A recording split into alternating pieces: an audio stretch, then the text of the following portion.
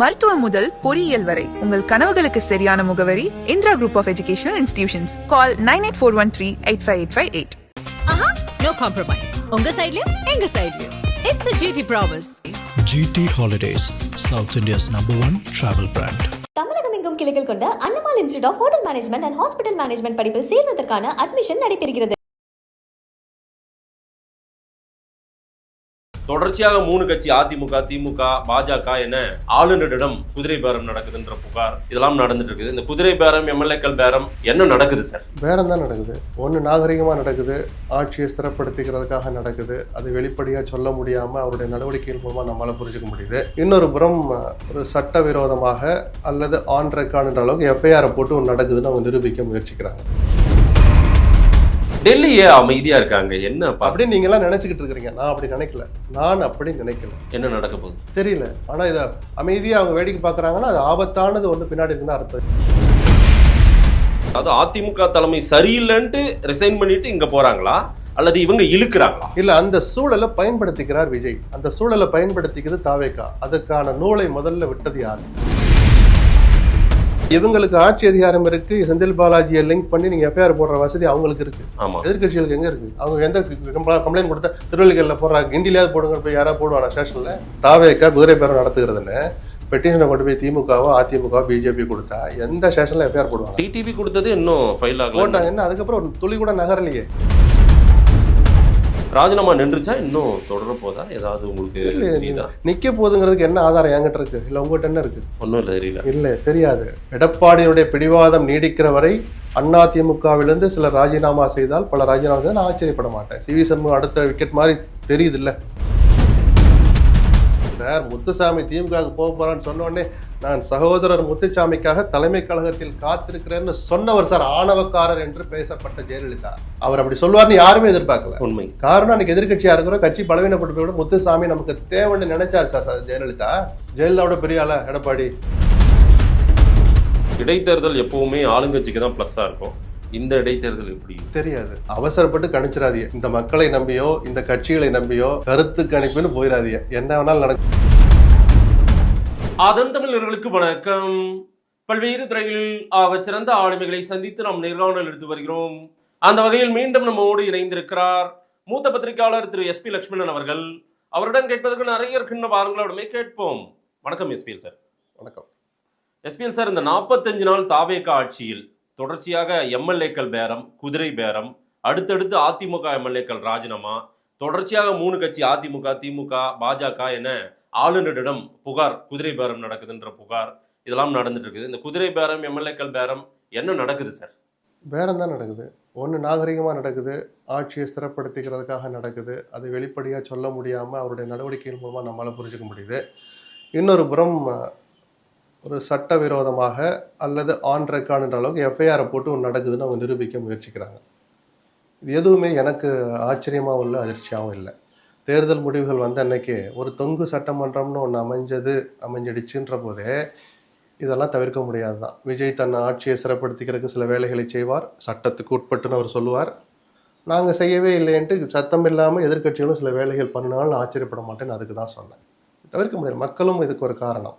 ஒரு முழுமையான வெற்றியை விஜய்க்கு கொடுக்காம ஒரு ஹங் அசம்பிளியை வர வச்சு சேரக்கூடாதவர்கள் அல்லது தான் யாரை கொள்கை எதிரிகள் ஊழல்வாதிகள்னு சொன்னமோ அவர்களையெல்லாம் சேர்த்துக்கிட்டு ஆட்சி அமைக்க வேண்டிய ஒரு கட்டாயத்தை விஜய்க்கு நிர்பந்தப்படுத்தி கொடுத்தது இந்த தேர்தல் முடிவுகள் தான். அதாவது மக்கள் தான். விஜய்க்கு வேற ஆப்ஷன் இல்லை. நான் பக்கா அரசியல் பண்ணணும், தூய அரசியல் பண்ணணும்னு நினைக்கிறேன், எனக்கு கொள்கை தான் முக்கியம், ஒருத்தர் வேண்டான்னா வேண்டாம், ஊழல்வாதிகள் எனக்கு தேவையில்லை, சித்தாந்த எதிரிகள் எனக்கு தேவையில்லைன்னு அவர் நினைச்சிருந்தாருன்னா மே 5ஆம் தேதி சாயங்காலமே அவர்கிட்ட அறிக்கை வந்திருக்கும். நான் கேட்கக்கூடாத இடத்தில் ஆதரவு கேட்டால்தான் என்னால் ஆட்சி அமைக்க வேண்டிய சூழல் இருக்குது, அப்படி ஒரு ஆட்சி எனக்கு வேண்டாம், திரும்ப நான் உங்ககிட்டே வர்றேன்ற ஒரு அறிக்கையை மே 5ஆம் தேதி என்னைக்கு வரலையோ அப்போவே விஜய் ஒரு சராசரி அரசியல்வாதியாக நம்ம மாறிடணுங்கிற முடிவுக்கு வந்துட்டார். தப்பே இல்லை. அரசியல் ரீதியாக பார்த்தா அவர் தூய சக்தி இல்லையே தவிர பக்கா அரசியல் சக்தியை அன்னையிலிருந்தே மாற ஆரம்பிச்சிட்டார். அதனால தான் காங்கிரஸுக்கு கடிதம் எழுதினார், ஆதரவு வாங்கினார், சிறுத்தைகளை போய் பார்த்தார், இடதுசாரிகளை போய் பார்த்தார், IUML 2 உடைச்சாங்க. அது உடஞ்சது அதிகாரப்பூர்வமாக வரதுக்கு முன்னாடி IUML நாங்கள் 2 பேருமே வரோன்னு வந்துட்டாங்க.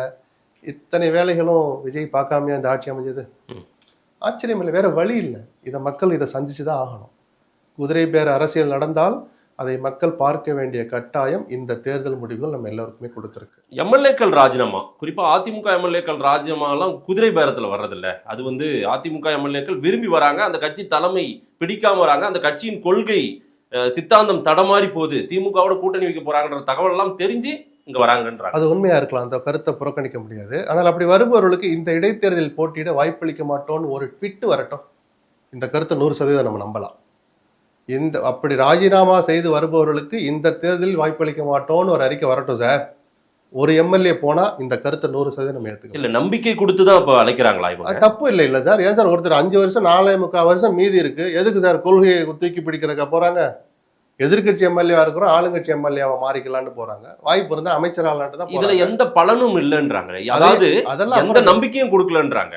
அவங்களுக்கு அங்க பிடிக்கல, அதனால இங்க வராங்க. அப்படியா? அப்படி ஒரு இந்த கருத்தை விவாத அளவுக்காவது எடுத்துட்டு வர்றதுக்கு இடம் கொடுத்த முதல் நபர் எடப்பாடி தான். அவர் ஸ்ட்ராங்கா இருந்தா இப்ப இதுல வர்ற வேகம் ஏன் திமுக வர மாட்டேது? அதிமுக எம்எல்ஏக்களை இவ்வளவு சுலபமாக இழுக்க முடிந்த தாவேக்காவால், அல்லது தாவேக்கா மீது நம்பிக்கை வைக்கலான்னு அதிமுக எம்எல்ஏக்களுக்கு இருக்கிற அந்த உணர்வு திமுக எம்எல்ஏக்களுக்கு ஏன் சார் இல்லை? அங்கேயும் எதிர்பார்ப்புக்குள்ள அவங்களும் அரசியல்வாதினா அவங்களும் சம்பாதிக்கணும் தானே எதிர்பார்த்துட்டு இருக்கிறாங்க. ஏன் இல்லை? காரணம் அங்கே தலைமை சரியில்லை.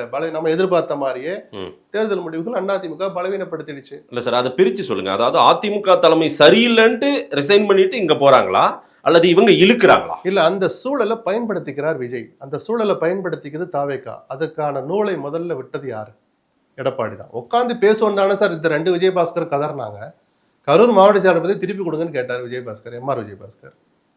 நாங்க தான் மன்னிப்பு கடிதம் கொடுத்துட்டோமே, நான் புதுக்கோட்டை மாவட்ட செயலர் நீடிக்கிறேன்னாரு டாக்டர் விஜயபாஸ்கர். ஏன் காது கொடுத்து கேட்கல? நீங்க துணை வேக இந்த தாவல் நடக்க போகும் தெரிஞ்சவொடனே அவசரமா எந்த வேலுமணிக்கு துரோகி அது இதுன்னு இன்னைக்கு வரைக்கும் மறைமுகமா நீங்க சாடிக்கிட்டீங்களோ அந்த வேலுமணியை துணை போய் சொல்றாக்குறீங்க. அண்ணன் இப்படி பண்ணுவார் நான் நினைக்கவே இல்லையான்னு நத்தவசனான பார்த்து அதிர்ச்சி ஆனீங்க. அந்த நத்தவசம் உங்களை விட்டு வெளியே போனார். அவரை கூப்பிட்டு வச்சு அவர் விரும்பாமே துணை போய் சாலை கொடுக்குறீங்க. அந்த 2 பேருமே எங்களுக்கு இந்த பதவி வேண்டான்னு லெட்டர் கன்னத்தில் அரைஞ்ச மாதிரி, எடப்பாடியின் கன்னத்தில் அரசியல் ரீதியாக அரைஞ்சது மாதிரி 9 பேர் கையெழுத்து போட்டு லெட்டர் கொடுத்தாங்க. அதுக்கப்புறம் கூட எடப்பாடி இதை பத்தி துளி கூட கவலைப்படல. சரி, எடப்பாடியை மீறி 25 பேர் போயிட்டு ஆதரவு கொடுத்தாங்கல்ல, விஜய் அவங்க வீட்டுக்கு போனார்ல முதலமைச்சர், அதெல்லாம் நிகழ்வு நடந்தது. அதெல்லாம் ஏத்துக்கிட்டு ஏதாவது ஒரு பனிஷ்மெண்ட் கொடுக்கணும்ல. யாரை கேட்டு போனீங்க? எதுக்கு நீங்க ஆதரவு கொடுக்க போனீங்க? இன்னைக்கு வந்தீங்க, வந்த பிறகு இப்ப மாநில பொறுப்பே கொடுத்தாரு. யார் கொடுப்பாங்க? இவ்வளவு பெரிய பொறுப்பு கொடுக்குறாங்க சார். இவ்வளவு தூரம் பேசுறீங்கல்ல, இவ்வளவு தெரிஞ்ச உங்களுக்கு இன்னொரு விஷயம் தெரிஞ்சிருக்கணும்ல. அந்த 25 பேருக்கு பனிஷ்மெண்ட் என்ன தெரியுமா? கைப்பட எழுதின லெட்டர் தான். நாங்கள் தவறு செய்து விட்டோம், எங்களை மன்னித்து விடுங்கள். அதுதான் சார் பனிஷ்மெண்ட். வாங்கிக்கிட்டீங்கல்ல, அந்த லெட்டர் வாங்குற முன்னாடி என்ன பேரம் நடந்துச்சுன்னு உங்க தொடர்பு மூலமா கேட்டு பாருங்க. என்ன பேரம்? அதுவும் பேரம் தான். லெட்டரை கொடுங்க, அந்தந்த பதவியில் அவங்கவுங்க தொடரலாம். ஒத்துக்கிட்டு தான் அந்த சமாதானம் நடந்துச்சு. ஆனால் அந்த சமாதான ஒப்பந்தத்தை, வாய்மொழி ஒப்பந்தத்தை மீறி அன்னைக்கு நைட்டே எடப்பாடி ஒரு அறிக்கை விடுறாரு. கழக தோழர்கள் யாரும் கட்சியிலிருந்து நீக்கப்பட்டவர்களே பழைய பதவிகளை போட்டு வரவேற்போ விளம்பரமோ செய்யக்கூடாது. என்ன சார் இது அக்கிரமம்? எடப்பாடி தன் தலைமை பொறுப்பை நல்லா அமல்படுத்துறானே வச்சுப்போம், அதிகாரத்தை சரியாக பயன்படுத்த. எதுக்கு அந்த சமாதானத்தை ஒத்துக்கிட்டீங்க? 25 பேரை கட்சியை விட்டு நீக்கிருக்க வேண்டியான ஏன் நீக்கல? அந்த நடவடிக்கையை ஏன் தொடரல? ஏன்னா எடப்பாடியும் தப்பு பண்ணார். என்ன தப்பு பண்ணார்? 17 எம்எல்ஏக்களை வச்சுக்கிட்டு நான் தான் சட்டமன்ற கட்சி தலைவர் முதல் லெட்டர் கொடுத்தவர் எடப்பாடி. ஏன் அதை பேச மாட்டீங்க? அது சட்டத்துக்கு உட்பட்டதா, நடைமுறைக்கு உட்பட்டதா? 30 பேர் உங்களை ஏத்துக்கலையே, வெளிப்படையா தெரிஞ்சு போச்சு. 17 பேர் வச்சுட்டு நான் தான் தலைவர் என்ன அறிவிங்க சபாநாயகர் லெட்டர் கொடுத்தது என்ன வகையான? அவர்தான் அந்த கட்சின்றது ஆயிப்போச்சு. அதுக்கு என்ன செய்யணும்? அந்த எம்எல்ஏக்களை கூட்டி முதல்ல அதிமுக எம்எல்ஏக்கள் கூட்டத்தை கூட்டணும். நீங்களும் அதிமுக அரசியலை பார்த்துட்டு தானே இருக்கீங்க. அதிமுக எம்எல்ஏக்கள் கூட்டம் என்னைக்கு நடந்ததுன்னு ஏதாவது ஞாபகம் இருக்கா பாருங்க. தேதி கூட மறந்துருப்பீங்க. எங்க நடந்துச்சுன்னு ஏதாவது ஒரு ஞாபகம் வருதா? கடைசியா அந்த பாண்டிச்சேரியில ஏதோ அந்த பிரச்சனை இருந்த சமயத்துல அதுக்கு பேர் எம்எல்ஏ கூட்டமா சார்? ரெசார்ட்ல தங்கி இருக்கவங்களும் இவர் பார்க்க போனார் சார். எடப்பாடி முதலமைச்சராக ஏற்றுக்கொள்கிறோம் அப்படின்னு ஒரு லெட்டர்ல கையெழுத்து வாங்க போனார் சார். நடந்தது எம்எல்ஏக்கள் கூட்டம் அல்ல. நீங்க சொல்றீங்களே ஒரு தலைமை எடுக்கிற முடிவு எடப்பாடி அப்படி இப்படி இப்படின்னு. எம்எல்ஏக்கள் கூட்டம் எங்க சார் கூட்டுனீங்க? ஒரு தலைவர் ஏன் சார் கூட்டல? ஏன் கூட்ட முடியல? இந்த யதார்த்தத்தை உணர்றவன் தான் தலைவன். அதை எடப்பாடி செய்ய தவறினார்னு நான் சொல்றேன். சரிதானா? அப்ப இவரும் ஒரு ஆங்கிள் தப்பு பண்ணார், அவங்களும் தப்பு பண்ணாங்க. 2 பேரும் சமாதானப்படுத்திட்டு ஒரு இடத்துக்கு வர்றீங்க, மன்னிப்பு கடிதம் கொடுத்தீங்க, 2 பேரும் கொண்டு போய் சபாநாயகர் கொடுத்தீங்க, பதவி தப்பிருச்சுல.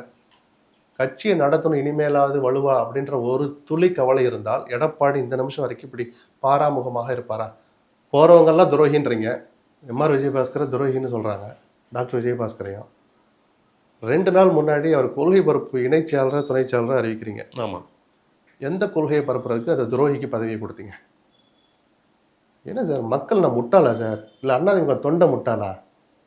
அப்போ இருக்கிற வரைக்கும் எடப்பாடி வாழ்கைன்னா அவன் நல்ல ஆளு, ஒரு கேள்வி கேட்டுட்டு வெளியில போயிட்டா அவன் துரோகியா? வேற வழியில் அரசியல் அப்படிதான் விமர்சிப்பாங்க. நான் சொல்ல போறேன். அப்போ இதனால என்ன சாதிச்சிங்க? அடிமட்டத்தில் ஒரு துவண்டு போய் இருக்கிற வேதனையில வெம்பி துடிக்கிற அண்ணாதிமுக தொண்டனை பத்தி யாராவது கவலைப்பட்டாங்களா? இந்த விஜயபாஸ்கர்கள் தொடங்கி வெளியில போன விஜயபாஸ்கர்கள் தொடங்கி எடப்பாடி வரைக்கும் துளியாவது யாராவது கவலைப்பட்டாங்களா? இல்லை. அதனாலதான் அண்ணா இந்த வீழ்ச்சி வரும்னு நம்ம தேர்தலுக்கு முன்னாடி பேசணுமா இல்லையா சார்? எடப்பாடி தன்னை திருத்திக்கலைன்னா இந்த வீழ்ச்சி வரும், அந்த வீழ்ச்சியிலிருந்து மீள்வது அவ்வளவு சுலபம் அல்ல. 10 தடவை பேசியிருப்போம் நம்ம. சொல்லுங்க, நான் ரகசியத்தை சொல்ல தத்துவத்தை சொன்னேன்னா யதார்த்தத்தை பேசணும் சார். அந்த தோல்வி வந்த பிறகு நான் என்னை திருத்திக்க மாட்டேன்னு சொல்றது என்ன அழிச்சாட்டியம்? சரிதே சார், இன்னைக்கு மிகப்பெரிய சரிவுல அங்கிருந்து எல்லாருமே உருவுறாங்க, ஒரு எம்எல்ஏக்களா ராஜினாமா அந்த பண்றாங்க. சூழலை ஏற்படுத்துறது யாரு? இங்க வாங்க, நான் இருக்கிறேன், உட்காந்து பேசுவோம். என்னப்பா தேவை உங்களுக்கு? சட்டமன்ற கட்சியெல்லாம் நீ இருக்கிறியா? ரைட்டு, நான் 5 வருஷம் அமைச்சர் பதவியில இருந்துட்டேன், அந்தஸ்துல எதிர்கட்சி தலைவரா. நீ இருந்துக்கோ சண்முகம், நீ இருந்துக்கோ விஜயபாஸ்கர், விட்டு கொடுங்களேன் சார். பொதுச்செயலாளர் பதவி கேட்டாங்க, நான் சொல்ல உட்காந்து பேசுங்கன்னு தான் சார். விட்டு கொடுங்கிற அதிகபட்ச வார்த்தை நமக்கு அதிகாரம் இல்லை. உட்காந்து பேசக்கூட மாட்டேன், கேள்வி கேட்டால் நான் கட்சியை விட்டு நீக்குவேன், பொறுப்பு விட்டு நீக்குவேன்னா என்ன அக்கிரமம் அது? அப்போ அதிமுகவுடைய இந்த வீழ்ச்சியை யாராலையும் தடுக்க முடியாது. தாவேகா மெல்ல மெல்ல அதிமுக போல மாறிக்கொண்டிருக்கிறதா? ஏன்னா அங்கிருந்து எல்லாரும் வந்து அந்த முகமா மாறி இல்லை, அப்படி அந்த பொலிட்டிக்கலா பார்த்தா அப்படிதான் பார்க்க தோணும். தாவேகா விரும்பினது அதுவா? அது இல்லை. நாங்கள் மாற்று சக்தி தூய சக்தின்னு சொல்லிட்டு வந்துவிட்டு ரெண்டும் ஒன்று தானே ஆதவ் இன்னைக்கு சொல்றாரு. மக்கள் எல்லாத்தையும் தான் கவனிப்பாங்க. நீங்க யாரு, உங்களுடைய தனித்துவம் என்ன, நீங்க எப்படி ஆட்சி செய்வீங்க, அதை காட்டுங்க சார். அதிமுக ஆட்கள் எழுதிட்டு நம்மலாம் ஒன்று தான். மதுரை மாநாடு நடக்கிற போதே அதிமுக தூக்கி தூண்டில் வீசினார். நான் பேசணுமா இல்லையா சார்? உங்களுக்கு நான் இருக்கிறேன்னு விஜய் வெளிப்படையாக வலை வீசினார் சார். அப்போ கூட எடப்பாடி அசரல சார். எனக்கு எந்த நிபந்தனை வேணா என்னை கட்சியில் சேர்த்துக்குன்னு ஓபிஎஸ் கதர்ன போது கூட அவர் திரும்பி பார்க்கல சார். 5 தொகுதியில் தேர்தல் மாறி இருந்தால் முடிவுகள், இந்த ஆட்சியை இன்னைக்கு அரசியலே மாறி இருக்கும் சார். இவ்வளவு அக்கிரமத்தையும் பண்ணிட்டு ஒருத்தர் அவர் விஜய் இழுக்கிறாருன்னா இழுக்க தான் செய்வார். ஏன் ஸ்டாலின் இழுக்க முடியல? நீங்கள் யதார்த்தம் பேசுங்க. இவ்வளோ ஈஸியாக கொள்கை பிடிச்சு அங்கே போகிறாங்களா? அந்த கொள்கையை பிடிச்சி திமுக வந்து பெருசாக யார் எம்எல்ஏக்கள் ஏன் போக மாட்டாங்க? ஏன்னா தலைமை தான் காரணம். அந்த பலமும் இந்த பலவீனமும் தான் காரணம். ஆளுநர் மாளிகைக்கு அடிக்கடி போறாங்க, அது ஒரே நாள்ல போறாங்க. இந்த கம்ப்ளைண்ட், அந்த முதல் கேள்வி இன்னொன்று தூக்கிட்டு இருக்குது, அது அவங்களுடைய நடவடிக்கை ஏதேனும் இருக்குமா? நிச்சயமா விஜய் இந்த சேஷ்டை செய்கிற போது அரசியல் ரீதியாக சாகசம்னு நம்ம பாராட்டலாம். பக்கா அரசியல்வாதியா அரசியல் பண்றான்னு பாராட்டுறதே நேரத்தில் அந்த காரியத்தை செய்கிற விஜய்க்கு நம்மளான குடைச்சலை கொடுக்கணும்னு எதிர்கட்சிகளும் அரசியல் பண்ணதான் சார் செய்வாங்க. இது தப்பா? இடதுசாரி சண்முகம் சொல்றாரு, என்ன எல்லாம் ஒரே நாளில் போயிருக்கிய அப்படின்னு. கவர்னர் பதவியை வேணான்னியே போயிருக்கேன்னா இது நக்கல் தானே. கவர்னர் இருக்கிற வரைக்கும் கவர்னர் போய் பார்க்க தான் சார் செய்வாங்க. கவர்னர் பதவி தேவையில்லை என்பதுதான் திமுகவின் கொள்கை. எனவே கவர்னரால் நாங்கள் பதவி ஏற்பு செய்து கொள்ள மாட்டோம். ஸ்டாலினோ அதுக்கு முன்னாடி கலைஞரோ இல்லை அண்ணாவை கூட சொன்னாங்களா 67 இருக்கிற வரைக்கும் அவர் மதிச்சு தானே சார் ஆகணும். தாவேக்காவை ஆதரிக்கணுங்கிறக்காக சண்முகம் இவ்வளவு கீழே இறங்கி போவார் நான் நினைக்கவே இல்லை. இடதுசாரிகள் தங்களுடைய அடையாளத்தை இழந்து கொண்டிருக்கிறார்கள் சொல்லுவார். ஆனா அவங்க தான் ஒரு ஆதரிக்கட்டும் சார். சிரமான அரசுக்கு மினிஸ்டர் கூட வாங்கல இல்லை. அப்ப கொள்கையை மற்ற விஷயங்கள்ல அரசினுடைய முடிவுகளை பாராட்டுறதை பாராட்டி விமர்சிக்க வேண்டியது விமர்சிக்கணும்ல. விமர்சிக்கணுமா? இல்ல, அவங்களே தானே சார் சொன்னாங்க. ஒரு தனியார் தொலைக்காட்சி நிகழ்ச்சியில சொல்றாங்க, நாங்கள் இதை கேள்வி கேட்காமல் இருந்தா இன்னும் நிறைய ராஜினாமாக்கள் வந்திருக்கும் அப்படின்றதையும் அவங்களே தான் சொன்னாங்க. சரி, அப்படி சொல்லிட்டு வர தொடர்ந்துகிட்டு இருக்கு. அதுக்கு என்ன சண்முகத்தினுடைய பதில் என்ன? இது ஆரோக்கியமானது இல்லைன்னு திருமாவளவன் 1 முறை 2 முறை சொல்லிட்டு இருக்காரு. அதை கூட இடதுசாரிகள் உறக்க சொல்லலையே. நாங்க விஜயை கண்டித்து விட்டோம், ரைட், முடிஞ்சு போச்சா? சரி, அப்படி பண்ற விஜய்க்கு எதிர்கட்சிகளும் ஒரு பதிலடி கொடுக்கதானே சார் செய்வாங்க. அதை தான் நான் சொல்ல, குதிரை பேரம் நடக்கதான் செய்ய, தவிர்க்கவே முடியாது. 2 பேருமே பண்றாங்க, நடக்கும், பண்றாங்கன்னு நான் சொல்ல. நடந்தால் ஆச்சரியம் இல்லை, நடக்கதான் செய்யுங்கிறேன். குதிரை பேரத்தை தான் ஆளுநர் கையில ஒரு புகாரா தொடர்ச்சியா போயிட்டே இருக்குது. ஏன்னா இவங்களுக்கு ஆட்சி அதிகாரம் இருக்கு. செந்தில் பாலாஜியை லிங்க் பண்ணி நீங்க எஃப்ஐஆர் போடுற வசதி அவங்களுக்கு இருக்கு. எதிர்கட்சிகளுக்கு எங்க இருக்கு? அவங்க எந்த கம்ப்ளைண்ட் கொடுத்தா திருவள்ளிக்கல்ல போடுறாங்க, கிண்டிலையாவது போடுங்க, போய் யாராவது போடுவாங்க ஸ்டேஷன்ல. தாவேக்கா குதிரை பேரம் நடத்துகிறதுன்னு பெட்டிஷனை கொண்டு போய் திமுகவோ அதிமுக பிஜேபி கொடுத்தா எந்த ஸ்டேஷன்ல எஃப்ஐஆர் போடுவாங்க? டிடிவி கொடுத்தது இன்னும் ஃபைல் ஆகல, போட்டாங்க. என்ன அதுக்கப்புறம் ஒரு துளி கூட நகரலையே. அப்ப எங்க போவாங்க அவங்க? இருக்கவே இருக்கிற ஒருத்தர் கவர்னர் மாளிகையில் அவர்கிட்ட போய் தானே சார் கொடுப்பாங்க. அதவே நீங்க நக்கல் அடிச்சிங்கன்னா சொல்லுங்க, எப்படி சும்மா இருப்பாங்க எதிர்கட்சிகள்? அப்போ விஜய் அந்த அரசியலையும் எதிர்கொள்ள தயாராயிட்டாருன்னு தான் நான் பார்ப்பேன். முடிஞ்சா கவுத்துப்பாரு அப்படின்னு தான் அவங்களே சில அமைச்சர்களே மேடையில் சவால் விட்டல, கவுக்கணும்னு நினைக்கிறேன், கவுத்து பாருங்கன்றாங்க. ரைட்டு, நான் கவுத்து காட்டணும் இவங்க செஞ்சா நான் ஆச்சரியப்பட மாட்டேன்னு சொல்றேன். நான் எனக்கு துளி கூட அதிர்ச்சி இருக்காது அதுல. அனிதா ராதாகிருஷ்ணன் கைதை எப்படி பாக்குறீங்க? அவ்வளவு அவசரமான இது தேவையில்லை. பழி வாங்கும் போக்கில் இந்த அரசு நடக்குதோன்னு சாதாரண பொதுஜனங்களை பேச வச்சுட்டார் விஜய். நல்லதே இல்லை இந்த அரசுக்கு. ஏன்னா உங்க கவனத்தை ஆட்சி நடத்துறதுல தான் இருக்கும் சார். அற்புதமான ஒரு வாய்ப்பு உங்களுக்கு கிடைச்சிடுச்சு. ஆட்சி நடத்துறதெல்லாம் கவனம் செலுத்தணும். இதெல்லாம் சும்மா மேலோட்டமா அல்லது சட்ட நடவடிக்கை நடக்கட்டும், 10ஆம் தேதி விசாரணைக்கு வரேன்னு சொல்லிக்கிறாரா, வரட்டும். அந்த பதில் திருப்தி இல்லைன்னா தான் கைது பண்ணணும் தான் உச்சநீதிமன்ற தீர்ப்பு சொல்லுது. அதை காமிச்சா அன்னைக்கு மேஜிஸ்ட்ரேட் ரிமாண்ட் பண்ண மறுத்தார். அப்ப இந்த அவசரம் 45 நிமிஷம் போய் கைது பண்றாங்க சார். இல்ல திரும்ப 6 மாசத்துல ஆட்சியை கவிழ்த்துருவோம் பாருங்க, இன்னும் அவ்வளவுதான். அரசியல் அதான் சார், அப்படிதான் சார் அரசியல்வாதி பேசுவாங்க. இந்த விஜயினுடைய ஆட்சி நாங்கள் இறுதி மூச்சு உள்ளவரை பாதுகாப்போம். ஸ்டாலின் அப்படியே சொல்லுவாரு, அனிதா ராஜன் அப்படியே சொல்லுவாரு. தன் கட்சி தொண்டர்களுக்கு நம்பிக்கை அளிக்க, தோண்டு கிடக்கிறவங்களுக்கு ஒரு இதை ஏற்படுத்த அப்படிதான் சார் எதிர்கட்சி சொல்லுவாங்க. என்ன சார் பேசுறீங்க நீங்க? இது வைகோ சொன்ன மாதிரி என்ன, விஜயை நோக்கி வருகிற அந்த எதிர்ப்புகளை சமாளிக்கிற பாதுகாப்பு அரணாக இருப்போம் வைகோ இன்னைக்கு சொல்லி பேப்பர்ல வந்திருக்கா? இதை ஸ்டாலின் சொல்லுவார் எதிர்பார்க்குறீங்களா? எடப்பாடி சொல்லணுமா? என்ன எதிர்பார்க்குறீங்க? அவங்க அரசியல் பண்றாங்க சார். விஜய் ஒரு பக்கம் அரசியல் பண்ணிட்டு இருக்கிறாரு சார். எனக்கு புரியலையே சார், என்ன சார் அவங்க இப்படி சொல்றாங்க? வேற என்ன ஆட்சியை பாதுகாப்பாங்களா? குடைச்சல் கொடுக்க தான் சார் நினைப்பாங்க. அதானே சார் அரசியல். அதை சமாளிக்கட்டும், விஜய் அதையும் கத்துக்கணும்ல. டெல்லியே அமைதியா இருக்காங்க என்ன அப்படின்னு நீங்க எல்லாம் நினைச்சுக்கிட்டு இருக்கிறீங்க. நான் அப்படி நினைக்கல. என்ன நடக்க போகுது தெரியல. ஆனா இதை அமைதியா அவங்க வேடிக்கை பாக்குறாங்கன்னா அது ஆபத்தானது ஒண்ணு பின்னாடி இருந்தா அர்த்தம். இது ஆழ்கடல் அமைதி மாதிரி தான் இது, புரியுதானா? பிஜேபி எதை வச்சு நான் சொல்றேன், ஒரு சின்ன இது எனக்கு லேசா தோன்றது. மதுரை போயிருக்கும் போது வைகை ஆத்துல தண்ணி வரலன்னு ஒரு கவலைப்பட்டார், எல்லாம் செஞ்சார் வச்சாரு. சரி, ஒரு மேடை பேச்சோட போயிடும்னு பார்த்தேன் நான். அதனாலதான் கவர்னர் விமர்சிக்க ஒன்றும் இல்லைன்னு. நிர்மல்குமார் கூட ரைட்டு, ஒரு அந்த உணர்வோட ஒரு எதிர்ப்பு கொடுத்தார். கவர்னர் அவர் வேலையை பார்க்கட்டும், நிர்வாகத்துக்குள்ள வரக்கூடாதுன்னாரு. அதுக்கு அடுத்து ஒரு நாள் கவர்னர் அமைதியா இருந்தார். 2வது நாள் பொதுமக்கள் தங்களுடைய குறைகளை என்னிடம் நேரடியாக சொல்லலாம். லோக் பவனுக்கே என்ன பேரே மக்கள் பவன், வாங்கன்னு கூப்பிடுறாரு. இது நேரடியாக அரசின் சட்டையை பிடிச்சு உழுக்கிற செயல். என்ன பெட்டிஷன் கொடுத்து கவர்னர் என்ன பண்ணுவாரு? ஐயா வாய்க்கா தகராறு இருக்கு, அந்த வாய்க்கா யாருக்கு சொந்தம், நடுவில் வரப்பு யாருக்கு சொந்தம்னு நான் அளக்க சொல்லி சர்வேயரை கூப்பிட்டுட்டே இருக்கேன், வரவே மாட்டான்னு ஒரு பெட்டிஷன் கொடுக்குறாரு ஒரு விவசாயி போய். இல்லை அண்ணன் தம்பிங்க 2 பேருக்குள்ள போய் 2 பேர்ல ஒரு சகோதரர் போய் கொடுக்குறாரு. இவர்னா மம்பட்டி எடுத்துக்கிட்டு சர்வேயரை கூப்பிட்டுட்டு அந்த சங்கிலியெல்லாம் எடுத்துட்டு போயிடுவாரா கவர்னர்? அரசோடு ஒரு பாலமா இருந்து நான் செய்வேன். அந்த லெட்டரை ரெவன்யூ செக்ரட்டரிக்கு அனுப்புவாரு. ரெவன்யூ சம்பந்தமா ஒரு தகராறு வந்திருக்கு, என்னன்னு பாருங்க, இவ்வளவுதானே. அதையே உங்ககிட்ட கொடுத்து அந்த லெட்டர் அங்கே போய் இங்க வர்றதுக்கு அந்த ராமசாமி நேரா கொண்டு ரெவன்யூ சைட்டு கொடுக்க மாட்டானா? தாசில்தார்ட்ட போய் கொடுக்க மாட்டாரா? இல்லையா? ஏன் அப்படி ஒரு முடிவு எடுத்தாரு? இல்லைன்னா இந்த தாசில்தாரோ சர்வேயரோ வரமாட்டாங்கன்னு முதலமைச்சரின் தனிப்பிரிவு ஒண்ணு இருக்குல்ல, அதுக்கு நிஜமாகவே எஃபெக்ட் இருக்கு. அது ஸ்டாலின் ஆகட்டும் ஜெயலலிதா ஆகட்டும் கொஞ்சம் கேர் எடுத்து செய்வாங்க. குறைஞ்சபட்சம் உங்களுடைய மனு பெறப்பட்டது, இது தாசில்தாருக்கு, பல்லடம் தாசில்தாருக்கு அனுப்பி வைக்கப்பட்டுள்ளது, நீங்கள் அவரை அணுகவும் அல்லது அவர் ஏதாவது பதில் அனுப்பினால் உங்களுக்கு அனுப்புறோன்னு ஒரு லெட்டர் வந்துகிட்டு. அந்த அளவுக்கு ரெஸ்பாண்ட் பண்ற ஒரு செல் ஆல்ரெடி இருக்கிற போது கவர்னர் எது தனி செல்ல ஆரம்பிக்கிறார். அப்போ இதை நான் ஒரு முதல் குடைச்சலா பாக்குறேன். பிஜேபி ஏதோ செய்ய துணிகிறதோ, ஆளுநரின் இந்த செயல் டெல்லி சொல்லி நடந்திருக்கிறது இருக்கலாம். இது நிர்வாகத்தை தலையிடுவதுதான். அதை நான் யார் ஆட்சியில் இருந்தாலும் இந்த கருத்தை நான் மாத்திக்கவே மாட்டேன். அப்போ இதுக்கு எதிர்த்து குரல் கொடுக்க வேண்டியது யார்? நிர்மல்குமார் அன்னைக்கு கொடுத்த குரல் நீங்க 2 நாள் ஆச்சு, ஏன் ஒரு பதில் வரல? ஆதவங்கிட்ட இருந்து ஒரு குரல் வரல. நீங்க இதுலதான் கவனம் செலுத்தணும்.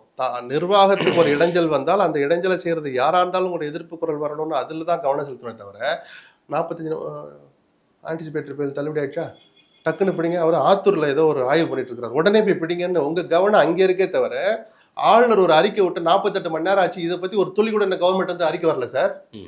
இது அக்கிரமம், அத்துமீறல், மத்திய அரசு மறைமுகமாக ஆட்சி நடத்துவதை நாங்கள் அனுமதிக்க மாட்டோம். ஆதவ் கிட்ட இருந்து ஒரு ட்வீட் வந்திருக்கணுமே.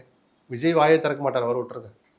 புசியானது கட்சியோட பொதுச்செயலாளர் புசியானது ஒரு அறிக்கை வந்திருக்கு, தாவேக்கா இதை வேடிக்கை பார்க்காது, மக்கள் தகுந்த பதிலடி தருவார்கள். ஏதாவது ஒரு வார்த்தை நானும் தேடி தேடி பார்க்குறேன், உண்மையாவும் கூட சவுண்ட் வரல. ஏன் உங்க கவனம் இதுல தான் சார் இருக்கணும். அனிதாவை பிடிச்சி உள்ள போட்டு செந்தில் பாடு போடுங்க, சட்டப்படி அது பாட்டு நடந்துட்டு இருக்க போதே. இப்ப கவனத்தை எங்க செலுத்துறீங்க பாத்தீங்களா?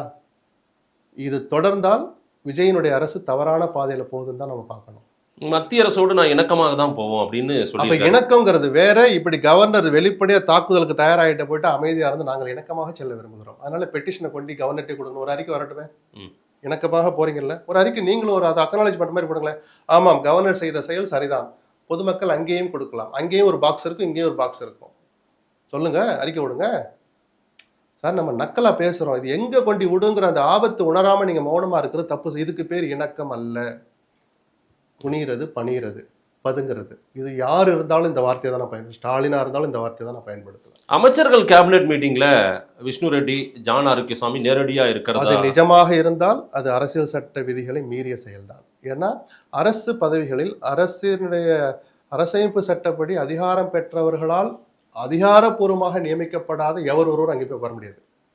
ஏன்னா அது ரகசிய ஆவணங்கள் நிறைஞ்ச விஷயம். அது மினிட்ஸே வெளியே வராது சார். ஆமா, ஒரு அமைச்சரே வந்து வெளியில் வந்து சொல்கிறாங்கன்னா முடிவு எடுத்த பிறகு அந்த முடிவை தான் சொல்லுவாங்க. சரி, என்னவெல்லாம் வாதிச்சோம், விஜய் இப்படி ஒன்று சொன்னார், ஆச்சரியப்படுற மாதிரி வேளச்சேரி எம்எல்ஏ அந்த அமைச்சர் அவர் எழுந்து இப்படி சொன்னார், குமார் நினைக்கிறேன், ஆமா, அவர் எழுந்து இப்படி எதிர்த்து சொன்னார். இல்லை ஸ்ரீநாத் வந்து சரிதான்னு சொன்னார். இப்படி என்னைக்காவது கேள்விப்பட்டிருக்குமா?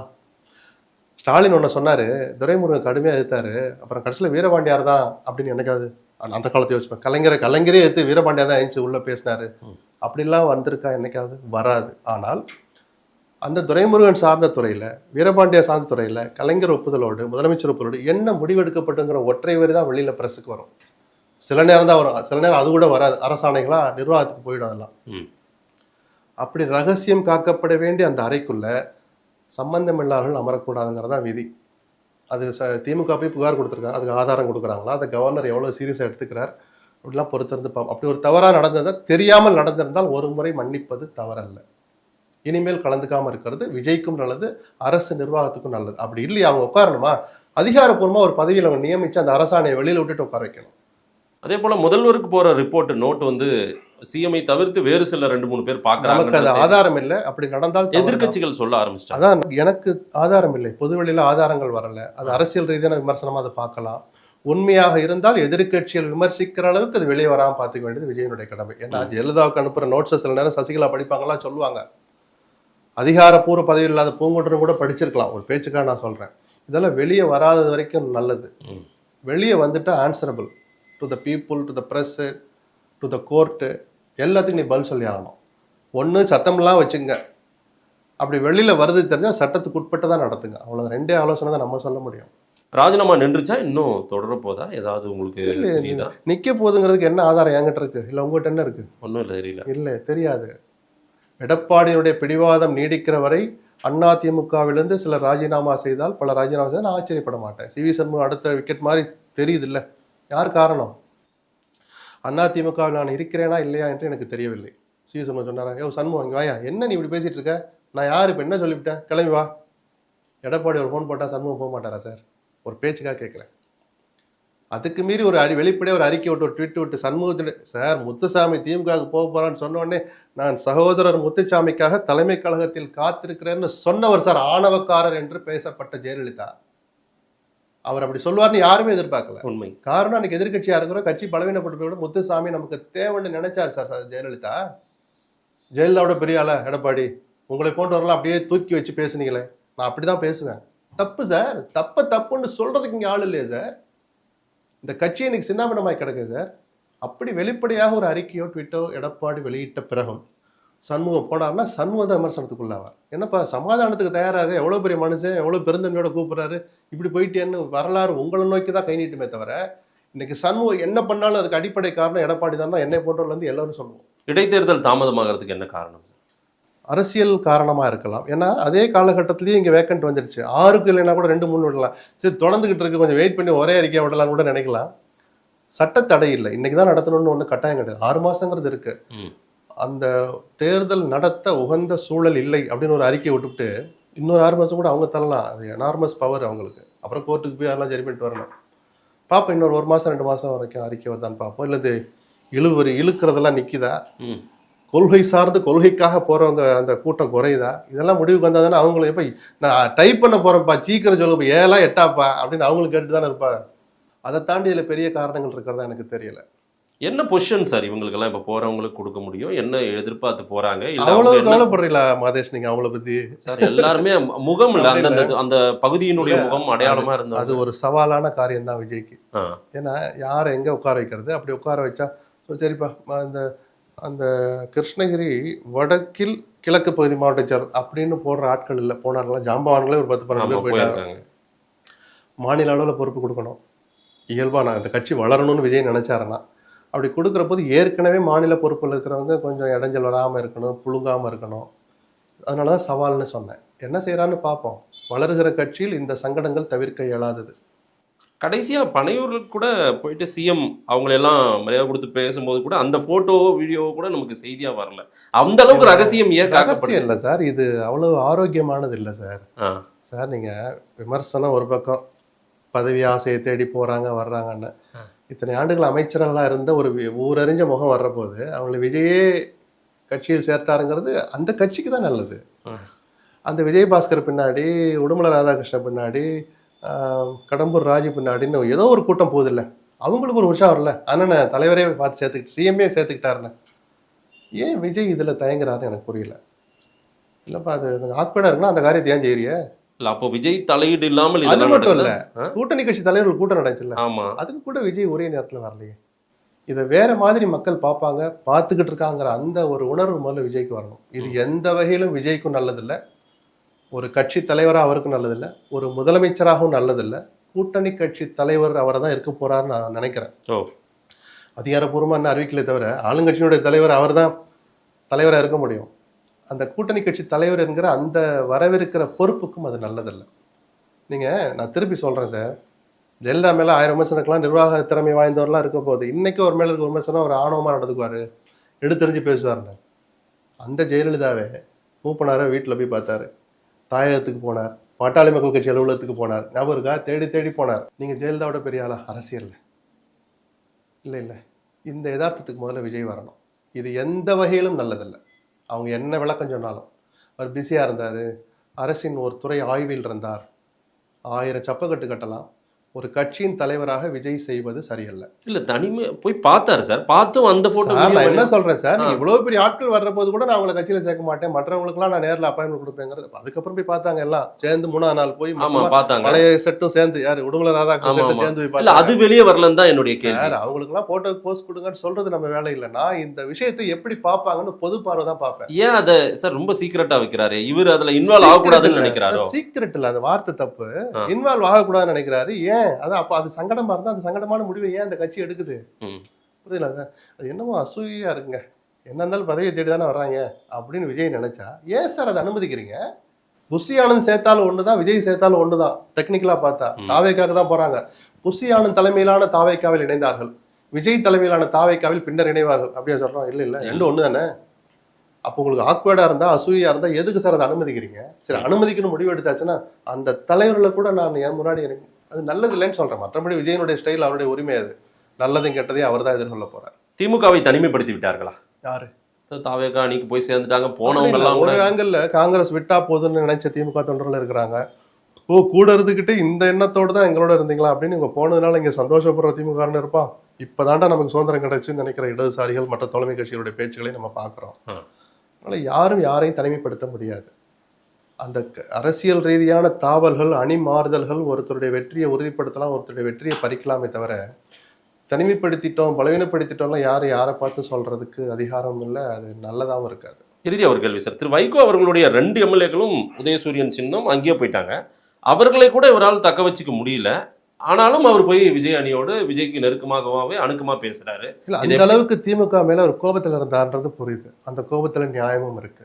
ஏன்னா மதிமுகவுக்குரிய மரியாதையை சோக்கால்டு சுயமரியாதை, ஏன்னா அது ஒரு 45 நாள் அந்த சுயமரியாதை காணாம போயிடும் யாருக்குமே. தேர்தல் முடிஞ்சா நான் சுயமரியாதைக்காரன் இன்னைக்கு வைகோ சொல்றாரு.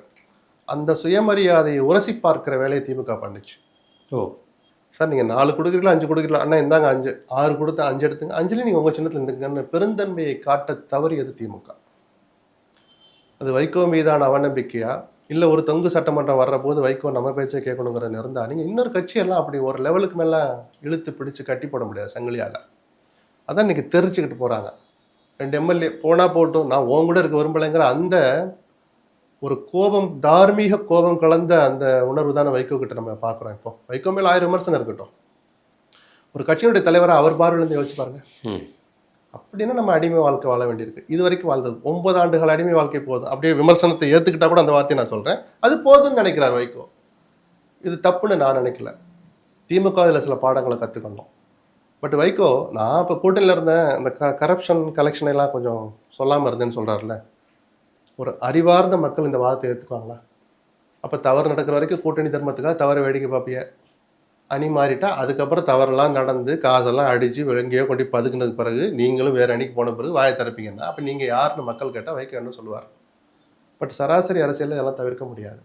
அதனால் திரும்ப சொல்கிறேன், இது தனிமைப்படுத்தப்பட்டுட்டாங்க சுதந்திரமாயிட்டாங்க எல்லாம் இல்லை. அவரவர் தலையெழுத்துப்படி அரசியல் நடந்துக்கிட்டு இருக்கு. நேரம் நல்லா இருந்தால் நல்லா பதவிகளுக்கு வர்றாங்க, நேரம் சரியில்லைன்னா காணாமல் போயிடுறாங்க.